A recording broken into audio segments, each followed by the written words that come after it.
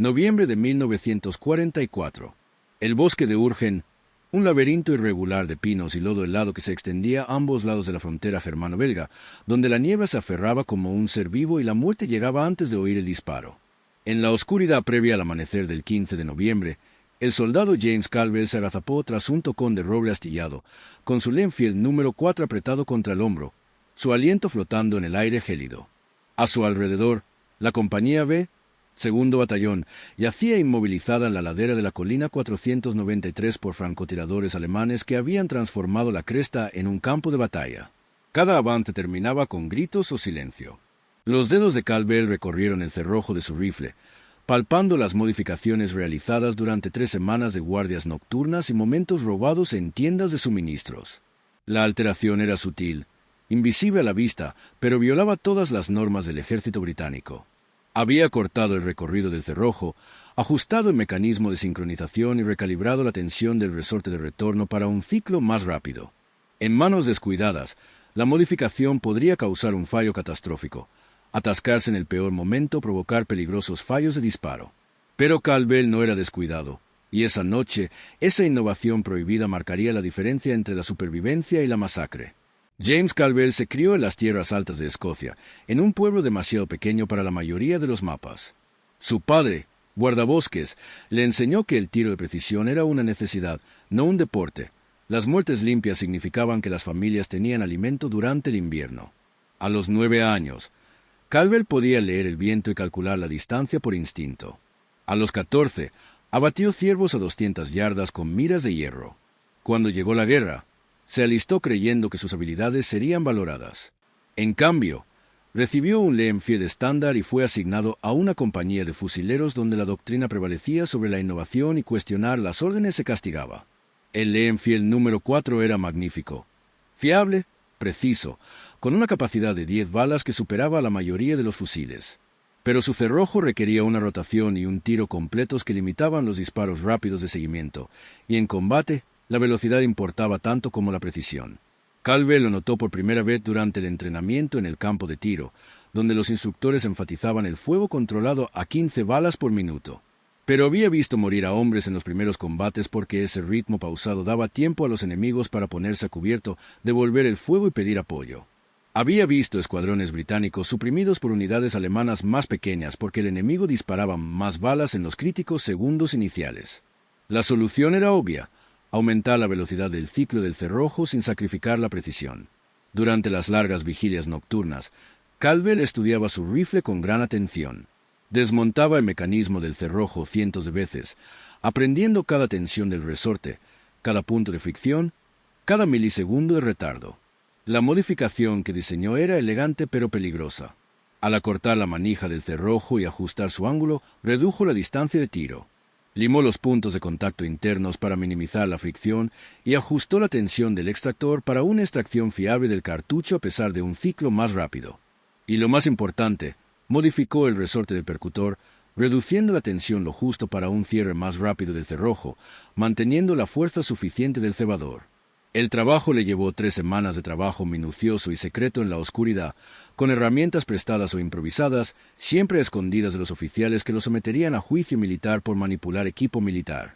Cuando probó la modificación durante una patrulla a finales de octubre, los resultados fueron extraordinarios. Su precisión de disparo casi se duplicó, pero no le dijo a nadie, sabiendo que innovar sin permiso era insubordinación, que tener razón no significaba nada si además era desobediente.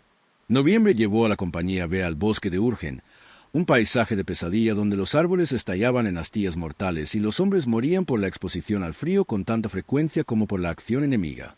El objetivo del batallón era la colina 493, una cresta que las fuerzas alemanas habían fortificado con campos de tiro entrelazados. La información de inteligencia indicaba poca resistencia. La información de inteligencia era errónea. El ataque comenzó al amanecer del 14 de noviembre con 2 compañías avanzando en formación de manual. Avanzaron menos de 100 yardas antes de sufrir las primeras bajas, con disparos que resonaban en la niebla con precisión letal. Francotiradores alemanes, desde puestos elevados, convirtieron la aproximación en un matadero. Los hombres se abalanzaron disparando la cabeza antes de identificar los objetivos, antes de devolver el fuego y antes de lanzarse a cubierto. El ataque se detuvo de inmediato, con las compañías atrapadas obligadas a retroceder. Al anochecer, la compañía B había perdido 19 muertos y 32 heridos, sin ganar terreno. El mayor Thornton ordenó a la compañía que resistiera a esperar a que el tiempo mejorara, pero todos sabían que esperar significaba dar tiempo a los alemanes para reforzarse. Esa noche, Caldwell permaneció tendido en su trinchera escuchando los heridos gemir en tierra de nadie, hombres que no podían ser rescatados porque cualquier movimiento atraía a fuego de francotiradores. Pensó en su modificación. En el ciclo de cerrojo más rápido que podría suprimir a los francotiradores enemigos el tiempo suficiente para que otros se movieran, flanquearan y sobrevivieran. También pensó en el consejo de guerra al que se enfrentaría si lo descubrían. El miedo y la ira luchaban en su pecho. La ira ganó. El segundo ataque se produjo al amanecer del 15 de noviembre, condenado al fracaso desde el principio. El mayor Thornton ordenó un enfoque diferente. La compañía B avanzaba por el flanco izquierdo mientras la compañía C proporcionaba fuego de cobertura. La teoría era sólida, pero no significaba nada contra los francotiradores que habían pasado la noche refinando posiciones. Los primeros disparos se produjeron a las 5:40. El soldado Morrison, punto de apoyo, recibió un impacto en la garganta y murió asfixiado. El sargento Davis recibió un disparo en el hombro. El teniente Hadley murió instantáneamente de un disparo bajo el borde de su casco. En 90 segundos, el avance se sumió en el caos, con los hombres buscando refugio mientras los francotiradores invisibles continuaban su trabajo metódico. Caldwell se echó al suelo tras el tocón de roble, apretándose contra la tierra mientras las balas silbaban sobre su cabeza. A su alrededor, los restos del pelotón se dispersaban por 30 metros de terreno accidentado, todos inmovilizados e indefensos. El cabo Bennett, a 4,5 metros de la zona, intentó arrastrarse hacia atrás y recibió un impacto inmediato en la pierna. La bala le destrozó el fémur, dejándolo gritando. Nadie podía alcanzarlo. Nadie podía moverse. Los francotiradores alemanes habían establecido un dominio absoluto, y sin su presión, humo ni artillería, no había forma de romperlo. Caldwell comprendió que allí morirían hombres, no en una carga heroica, sino inmovilizados y aniquilados uno a uno, a menos que alguien hiciera algo que la doctrina no permitía. Caldwell levantó la cabeza lentamente, observando la cresta envuelta en niebla. Los francotiradores alemanes eran invisibles. Sus posiciones estaban ocultas por la niebla y el camuflaje, pero podía interpretar el campo de batalla como su padre interpretaba los páramos de las tierras altas. La distancia entre disparos, los ángulos de impacto, los breves fogonazos, todo contaba una historia. Al menos 4 francotiradores, probablemente 5, se posicionaron en línea alternada a lo largo de la cresta, a una altura de entre 3 y 6 metros. Disparaban desde árboles o escondites elevados, utilizando la niebla como cobertura y manteniendo una línea de visión despejada. La doctrina estándar de contrafrancotiradores exigía su presión con artillería o mortero, seguida de una maniobra de flanqueo. Pero no había artillería, no había tiempo para maniobras, y cada segundo en acción significaba la muerte de otro hombre. Caldwell tomó su decisión en un instante. Cambió de posición, levantando su Leenfield, con la culata firmemente presionada contra el hombro y la mejilla contra la culata en un abrazo familiar. A través de las miras de hierro, no podía ver más que niebla gris y sombras más oscuras, pero no necesitaba una visibilidad clara. Necesitaba el instinto de años de caza en la niebla de las tierras altas, la capacidad de leer el movimiento, las sombras y la sutil delatación de una posición oculta. Los francotiradores alemanes eran buenos soldados profesionales que entendían la técnica de campo, pero habían cometido un error crítico. Habían establecido un patrón, un ritmo que le permitía a Caldwell predecir de dónde vendrían los siguientes disparos. El flanco izquierdo disparaba cada 40 o 50 segundos. La posición central era más rápida, disparando cada 30 segundos. El flanco derecho era conservador, tardando más pero sin fallar nunca. Si Caldwell podía identificar las posiciones exactas cuando disparaban, cuando el fogonazo los delataba, podría atacarlos antes de que se reubicaran. El francotirador del flanco izquierdo disparó primero, seguido del disparo del fusil por un golpe seco detrás de Caldwell. En ese instante, lo vio, una diminuta luz blanquecina a 40 yardas, quizás a 4,5 metros de altura, que desapareció casi sin ser detectada. Giró su fusil hacia la posición, calculando mentalmente la elevación y la deriva. No veía un objetivo claro, pero sabía dónde estaba el francotirador. Caldwell disparó, el Leenfield corcoveando, y con el mismo movimiento fluido accionó su cerrojo modificado. Su mano se movía con rapidez, acortando el alcance, lo que le permitía activar el cerrojo en una fracción de tiempo. Disparó de nuevo a la misma posición, y luego una tercera vez, cada disparo dentro de un círculo de 60 centímetros.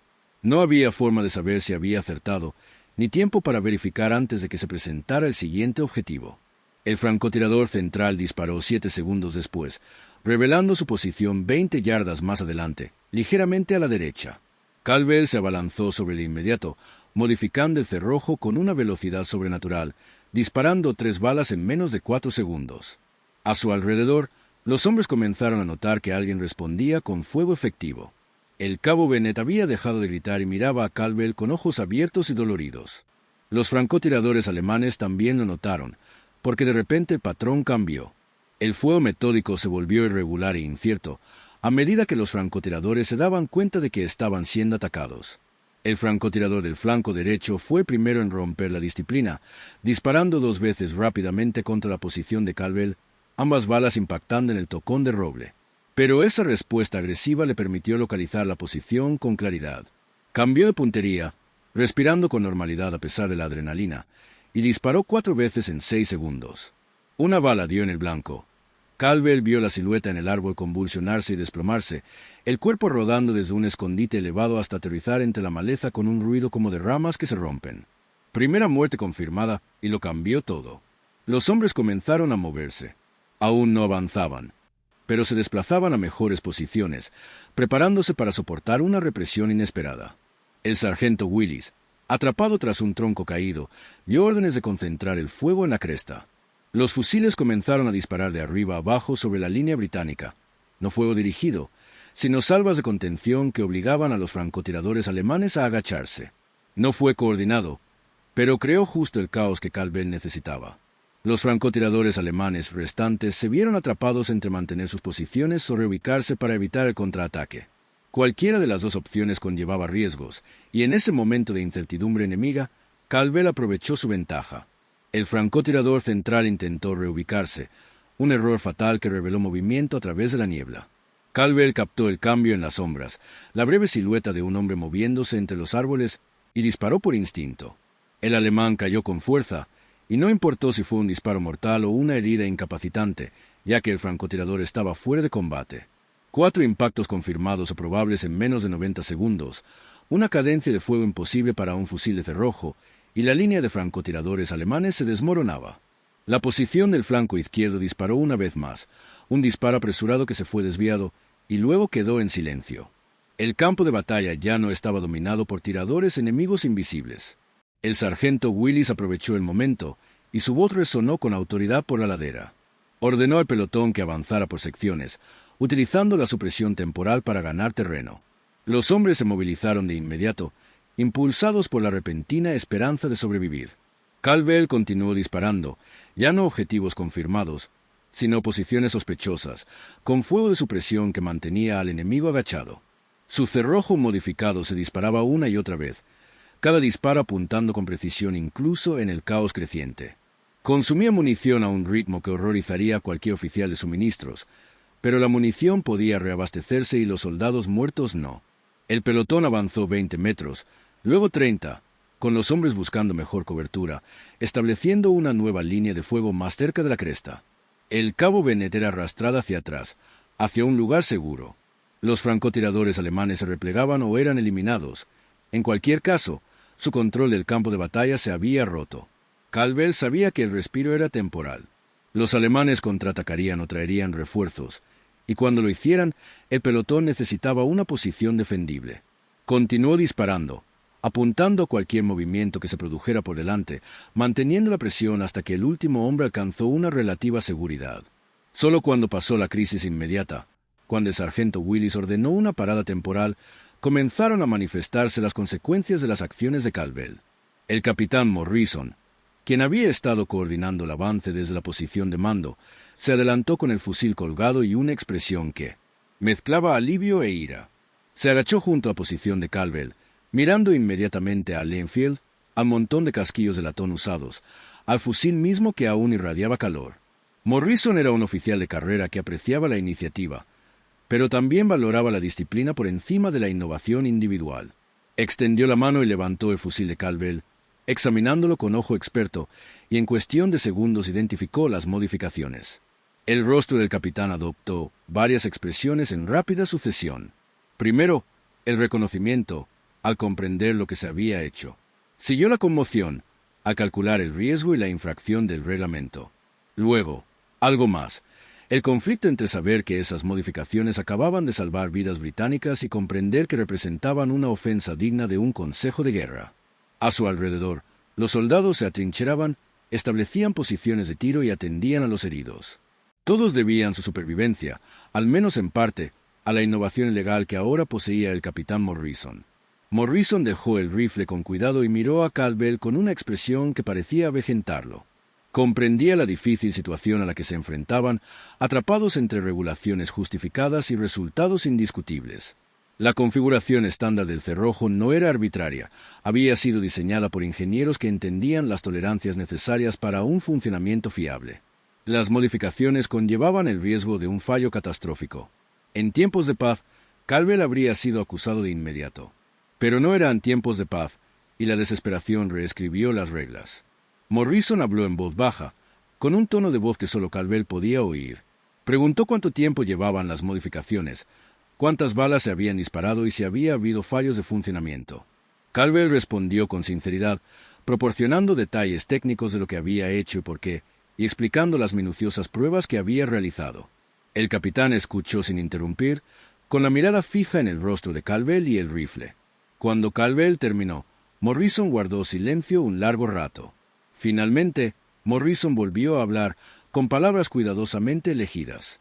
Dijo que no había examinado personalmente el fusil de Caldwell en detalle, que su atención se había centrado en coordinar el avance y gestionar las bajas, y que cualquier modificación técnica específica era asunto que debía investigar antes de emitir un informe oficial.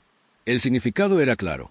Morrison le estaba dando tiempo a Caldwell un margen de negación plausible. Pero el capitán también dejó claro que si el fusil fallaba, si fallaba en combate, las consecuencias serían graves. Era una apuesta arriesgada, ambos lo sabían, un riesgo calculado que anteponía las normas a las necesidades inmediatas de supervivencia. El indulto fue temporal y condicional, pero más de lo que Caldwell esperaba. Asintió en señal de reconocimiento, y Morrison procedió a coordinarse con otros jefes de sección. A su alrededor, el pelotón transformaba el terreno capturado en una posición defensiva. Los hombres cavaban trincheras y establecían campos de tiro. La niebla comenzaba a disiparse ligeramente. El sol de la mañana se filtraba a través de la bruma para revelar la cresta que se extendía frente a ellos con mayor detalle. Las posiciones alemanas que habían parecido tan inexpugnables ahora lucían diferentes, menos misteriosas, más vulnerables. Durante las siguientes 6 horas, la compañía B mantuvo la posición conquistada, repeliendo 2 contraataques alemanes con precisión mecánica. El primer contraataque se produjo a las 8:15, con una fuerza de pelotón descendiendo de la cresta en una maniobra de flanqueo. Caldwell atacó a distancia, con su cerrojo modificado que le permitía disparar con precisión contra la formación alemana a una velocidad que perturbaba su cohesión. Otros fusileros siguieron el ejemplo de su disciplina de fuego, y el contraataque se estancó. Los alemanes se retiraron tras perder una docena de hombres. El segundo contraataque se produjo a las 11, mejor coordinado y apoyado por fuego de mortero, convirtiendo la ladera en una tormenta de fragmentos de acero. Pero para entonces, la compañía B ya se había atrincherado y había solicitado su propio apoyo de mortero. La batalla se convirtió en un intenso intercambio de fuego, sin que ninguno de los bandos obtuviera una ventaja decisiva. Caldwell disparó más de 200 cartuchos ese día. Su fusil modificado recorrió con fluidez un cargador tras otro, sin atascarse ni fallar jamás, demostrando la fiabilidad de su innovación en las condiciones más adversas. Otros soldados lo notaron, sobre todo los de su sección inmediata, que percibían la velocidad sobrenatural con la que accionaba el cerrojo. El rumor se extendió silenciosamente por la compañía. Conversaciones susurradas en las trincheras, hombres preguntando si los rumores eran ciertos, si Caldwell realmente había modificado su fusil. A media tarde, el sargento Willis había oído suficientes conversaciones como para acercarse directamente a Caldwell y pedirle examinar el fusil. Willis era un líder diferente al capitán Morrison, un hombre que había ascendido de rango gracias a su competencia y supervivencia. Se había alistado en 1939, combatido en Francia y el norte de África, y aprendido su oficio en una escuela brutal donde la teoría no significaba nada. Tomó el rifle de Calvel y lo examinó con la atención de quien comprende que las armas son herramientas, que las doctrinas son directrices y que la diferencia entre vivir y morir a menudo reside en pequeñas innovaciones que las regulaciones nunca anticiparon. Manejó el cerrojo él mismo, sintiendo el recorrido más corto, la menor fricción y el ciclo más rápido. Hizo preguntas técnicas demostrando una comprensión genuina, y Calvel respondió a cada una con sinceridad. Cuando Willis devolvió el rifle, dijo algo que Calvel recordaría el resto de su vida. Explicó que las regulaciones existían para proteger a los soldados de sus propios errores, pero que a veces las propias regulaciones se convertían en obstáculos para la supervivencia, que la línea entre una modificación peligrosa y una innovación que salvaba vidas estaba escrita con sangre y en retrospectiva. Añadió que si la modificación de Calvel seguía funcionando de forma fiable, si seguía dando a los soldados británicos una ventaja donde fracciones de segundo determinaban quién vivía y quién moría, las cuestiones de la regulación se resolverían solas después de la guerra, cuando todos estuvieran seguros y cómodos. Pero hasta entonces, Willis no informaría de la modificación al alto mando. No era exactamente una aprobación, ni un respaldo oficial, sino una aceptación, un reconocimiento práctico de que la guerra creaba sus propias reglas y que los supervivientes eran quienes se adaptaban. Al anochecer del 15 de noviembre, la compañía B aún mantenía su posición avanzada en la ladera de la colina 493, y los informes de bajas indicaban 11 muertos y 23 heridos durante los combates del día. Esas cifras eran desalentadoras, pero los oficiales que entendían de estadísticas sabían que representaban algo cercano a un milagro. El asalto del día anterior había resultado en 19 muertos y 32 heridos sin avanzar terreno. En consecuencia, el segundo ataque había sido notablemente exitoso, y todos en la compañía sabían que el éxito había comenzado con la modificación ilegal del fusil y el fuego de supresión de un soldado que rompió la línea de francotiradores alemanes. Nadie lo dijo oficialmente, pero en las redes informales que más importaban a los soldados, su reputación estaba consolidada. Durante la semana siguiente, mientras la compañía B consolidaba su posición, ocurrió algo interesante. Otros soldados comenzaron a acercarse discretamente a Calvel, preguntándole sobre la modificación de su fusil y pidiéndole que examinara sus Leenfield. Algunos simplemente sentían curiosidad. Otros, más directos, preguntaban si Calvel podía realizar modificaciones similares en sus fusiles. Calvel respondía con cautela, consciente de que difundir la modificación podría traer una atención oficial que no deseaba. Pero también era un soldado que comprendía que guardarse información para sí mismo cuando podía salvar vidas británicas era en sí mismo una forma de egoísmo. Comenzó a capacitar a pequeños grupos de soldados, nunca más de 3 o 4 a la vez, explicando la teoría de la modificación y los pasos prácticos necesarios para implementarla de forma segura. Hizo hincapié en los riesgos, la necesidad de un ajuste y unas pruebas cuidadosos, y la importancia de comprender las tolerancias mecánicas del fusil. Algunos soldados intentaron la modificación ellos mismos con resultados variables. Algunos lograron las mismas mejoras de rendimiento que Calvel, mientras que otros descubrieron que sus alteraciones causaban problemas de fiabilidad.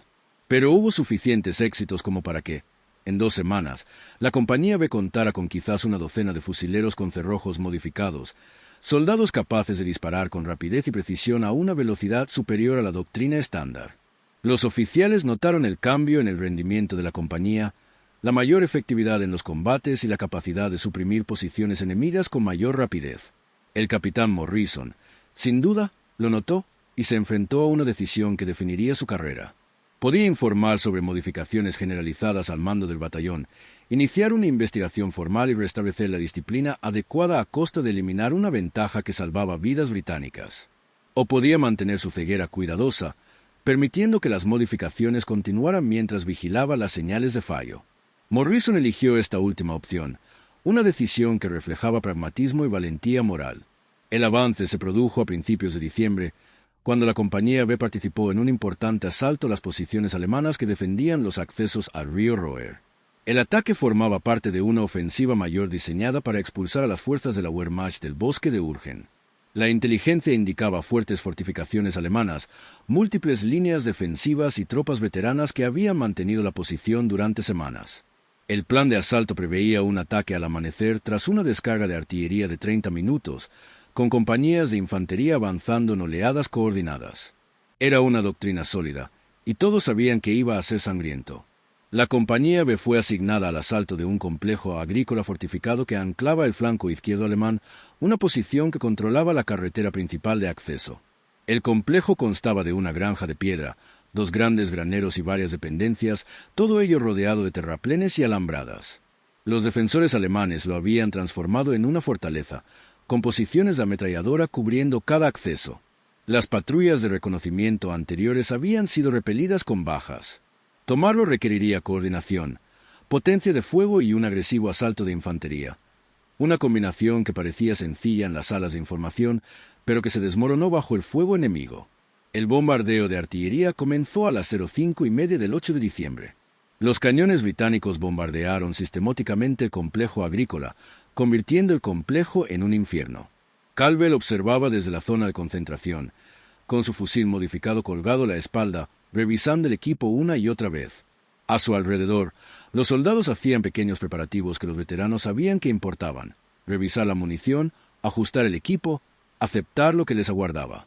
Algunos rezaban, otros fumaban sus últimos cigarrillos, unos pocos escribían cartas que esperaban no tener que enviar nunca. Caldwell pensó en su padre, en las cacerías en las tierras altas, donde la paciencia y la precisión determinaban el éxito. El bombardeo cesó exactamente a las 600, y los silbatos sonaron a lo largo de la línea británica, con los oficiales gritando órdenes. La compañía B avanzó en dos pelotones, atravesando un bosque devastado hacia el complejo agrícola, visible como sombras más oscuras a través del humo. Los alemanes respondieron de inmediato, abriendo fuego con ametralladoras desde posiciones ocultas que habían sobrevivido al bombardeo de artillería. Los hombres comenzaron a caer, y el avance, que parecía tan organizado, se convirtió en el caos habitual del combate. La sección de Caldwell se atrincheró a 50 yardas del complejo agrícola, inmovilizada por una posición de ametralladora en una casa de piedra que dominaba todo el avance. El cañón disparaba en ráfagas disciplinadas, ahorrando munición mientras mantenía la supresión, y cada intento de avance recibía fuego inmediato. El teniente Chow pidió granadas de humo, pero el humo se dispersaba lentamente y solo proporcionaba una breve ocultación. El asalto se estaba estancando exactamente como lo habían hecho los intentos anteriores. Los oficiales gritaban pidiendo fuego de cobertura, descargas concentradas para suprimir la posición de ametralladora, pero el fuego de fusil estándar era ineficaz contra una posición reforzada con sacos terreros y muros de piedra. Caldwell comprendió lo que se necesitaba incluso antes de que el sargento Willis diera la orden. La posición de ametralladora debía ser suprimida el tiempo suficiente para que otros soldados pudieran acercarse con granadas o fuego de flanqueo, lo que implicaba un fuego de fusil sostenido y preciso dirigido a la ranura del cañón visible en el muro de la granja. Los fusiles de cerrojo estándar podían disparar ese fuego, pero no con la potencia suficiente como para impedir que los ametralladores profesionales volvieran a sus armas entre descargas. Su fusil modificado, si podía hacerlo, se mantenía la disciplina de fuego bajo presión. Si la modificación resistía, se podía calcular la altura a pesar del humo y el caos. Se colocó en posición de disparo tras el cráter del proyectil, apuntalando su Leenfield contra la tierra quebrada. Disparó su primer disparo a la rendija del cañón, un disparo cuidadosamente dirigido que impactó en la barrera de sacos terreros. Accionó su cerrojo modificado de inmediato, con una acción suave que cargaba un nuevo cartucho en una fracción de segundo, y volvió a disparar al mismo punto. Y otra vez, y otra vez. Caldwell estableció el ritmo, disparando cada 2 segundos, cada disparo dirigido a la estrecha abertura por donde sobresalía la ametralladora alemana. La modificación que semanas atrás había parecido un experimento peligroso, se convirtió en la diferencia entre la supresión y la futilidad. Su cadencia de fuego preciso era casi el doble de la que podía alcanzar un Leenfield estándar, y el volumen de fuego que dirigió a la posición de la ametralladora obligó a la tripulación alemana a abandonar su arma. Otros fusileros vieron lo que hacía Caldwell y unieron sus disparos al suyo, creando una barrera sostenida que mantenía la ametralladora silenciada. El sargento Willis ordenó inmediatamente al equipo de asalto que avanzara, y 6 soldados corrieron hacia la granja portando granadas y alicates. Llegaron al muro de la granja, y las granadas atravesaron ventanas y puertas, y las explosiones levantaron columnas de humo y escombros. La ametralladora quedó en silencio para siempre. Sus tripulantes murieron o quedaron inutilizados, y la línea defensiva alemana se derrumbó en su punto crítico. La compañía B irrumpió por la brecha, con los soldados avanzando hacia el complejo agrícola en un violento combate cuerpo a cuerpo que arrasó los edificios con granadas y bayonetas. Caldwell continuó disparando, apuntando a los soldados alemanes que intentaban reforzar la posición. Su cerrojo modificado se movía con precisión mecánica al cambiar de objetivo. La batalla duró otros 20 minutos antes de que la resistencia alemana se derrumbara y los supervivientes se retiraran. El complejo agrícola se aseguró con 14 bajas británicas, un precio significativamente inferior al estimado por los planificadores. Los informes posteriores a la acción atribuirían el éxito a la coordinación y al liderazgo agresivo, pero los soldados sabían que el asalto había tenido éxito porque un soldado con un fusil modificado había suprimido el punto fuerte crítico el tiempo suficiente para que la infantería se acercara y lo destruyera. El mayor Thornton, comandante del batallón, llegó a la posición capturada 2 horas después del final del combate, recorriendo el complejo para evaluar los daños. Encontró a Caldwell sentado en los escalones de la casa, limpiando su rifle con metódico cuidado, rodeado de casquillos de latón. El mayor se quedó observando un momento y luego pidió examinar el rifle él mismo. Caldwell se lo entregó sin dudarlo, sabiendo que finalmente había llegado el momento de la verdad. Thornton accionó el cerrojo varias veces, notando un recorrido más corto y una menor resistencia, con una expresión pensativa más que enojada. Había sido soldado lo suficiente como para reconocer la innovación al verla. El mayor formuló las mismas preguntas que el capitán Morrison y el sargento Willis, buscando comprender la modificación y evaluar su fiabilidad. Caldwell ofreció las mismas respuestas honestas, explicando lo que había hecho y por qué, reconociendo los riesgos y las infracciones de las normas, pero también presentando pruebas de más de 1000 disparos sin fallos. Thornton escuchó atentamente, y cuando Caldwell terminó, el mayor tomó una decisión que repercutiría en la doctrina de la infantería británica de una forma que ninguno de los dos pudo predecir. Dijo que, a su regreso al cuartel general del batallón, Caldwell sería separado temporalmente del servicio de combate y asignado a trabajar con el armero del batallón para documentar exhaustivamente su modificación, desarrollar procedimientos estandarizados y entrenar a otros soldados en su correcta ejecución. No fue una aprobación oficial, pero sí un reconocimiento de que la innovación tenía un valor que merecía ser preservado y difundido. Durante las 6 semanas siguientes, Caldwell trabajó con el sargento mayor X, armero jefe del batallón, para refinar y estandarizar la modificación del cerrojo. X era un profesional escéptico que había mantenido fusiles británicos durante 20 años y no veía con buenos ojos que aficionados manipularan mecanismos de precisión. Pero también era un artesano capaz de reconocer la calidad del trabajo, y tras probar exhaustivamente el fusil de Caldwell, concluyó que la modificación era segura y eficaz si se ejecutaba correctamente. Juntos desarrollaron un procedimiento estandarizado que podía enseñarse a los armeros e implementarse sin requerir la habilidad individual que Caldwell había aportado a su innovación original.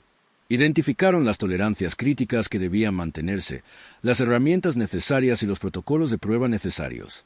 Para enero de 1945, el procedimiento se había enseñado a los armeros de 3 batallones y los fusiles modificados aparecían en toda la división.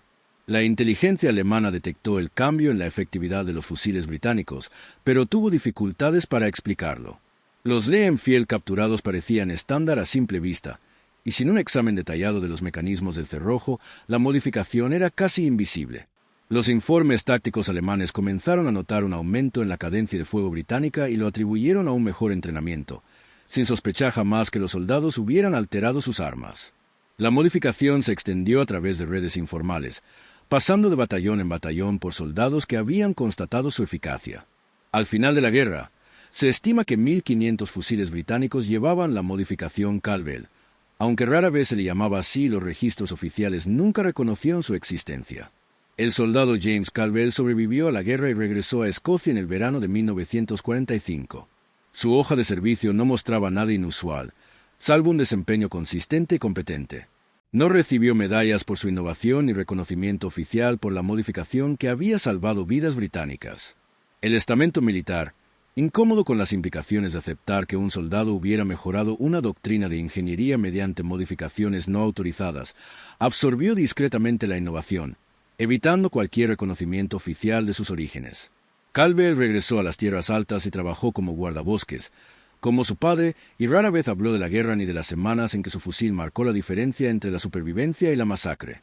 Pero entre los veteranos de la lucha en el bosque de Urgen, su nombre se convirtió en leyenda, transmitido en historias y reuniones, recordado por hombres que lo habían visto sofocar posiciones alemanas con una velocidad increíble, que habían aprendido su técnica y la habían utilizado para sobrevivir a sus propias batallas desesperadas. El ejército británico nunca adoptó oficialmente la modificación como doctrina, nunca reconoció a Caldwell en ningún manual ni informe posterior a la acción. Pero la innovación persistió en la memoria de los soldados que comprendían que la guerra recompensaba la adaptación y que las normas, por necesarias que fueran, a veces debían ser flexibilizadas por quienes se enfrentaban a la muerte y optaban por contraatacar con todas las herramientas a su alcance.